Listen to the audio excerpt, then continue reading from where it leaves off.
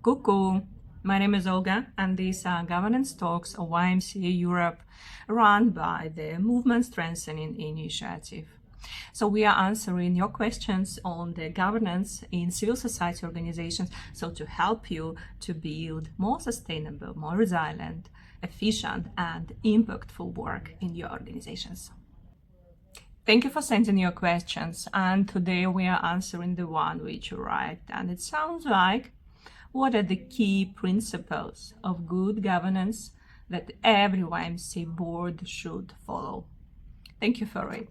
And we are going to speak about the key principles which sound like division of power, accountability and transparency, representation and diversity, succession, rule of law, and being legal.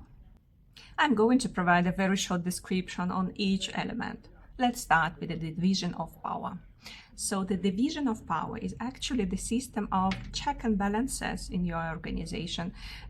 This is a system of separate, independent, and inter-accountable bodies. For example, you have the board who is responsible for the legislative system, who takes the strategic decisions, the vision, the strategy, the policies, etc. And the board hires the Secretary General. And then you have the staff team who are responsible for the operations, and they are reporting to the board. But also you have a kind of a controlling body. You can have a separate auditing committee looking that everything is going according to your laws. And also you are having an independent financial audit, ensuring a good financial management and transparency. This is division of power, which helps you to avoid the conflict of interest, to prevent the power abuse, to prevent the situations when all the power is concentrated in the hands of one body or even one person. If you study the terms, what democratic governance actually means, you will see that transparency and accountability are already embedded to the terminology, because democratic governance itself is a transparent, accountable system of decision making. In simple words, this is a system of communication and reporting, which explains how, whom the things are communicated in the most clear and accessible way, and also who reports to whom. For example, this is a General Assembly, this is the annual conference which elects the board and delegates the power. And the board, with the president, report to the conference. This is the board who hires the Secretary General. The Secretary General reports to the board as well as to the General Assembly. This is the Secretary General who hires the staff team, and the staff team, they report to the Secretary General. If you have the auditing committee, this is the General Assembly who delegates the power to control things to them, and they report to the General Assembly.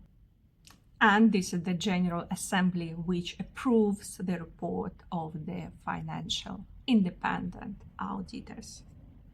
You see that the principles of accountability and transparency go hand by hand together with the division of power principle, ensuring the good democratic governance. I already spoke about the succession in previous videos, so here I will just remind you that succession is an integral part of democratic governance because it ensures sustainability of impact and continuity of leadership.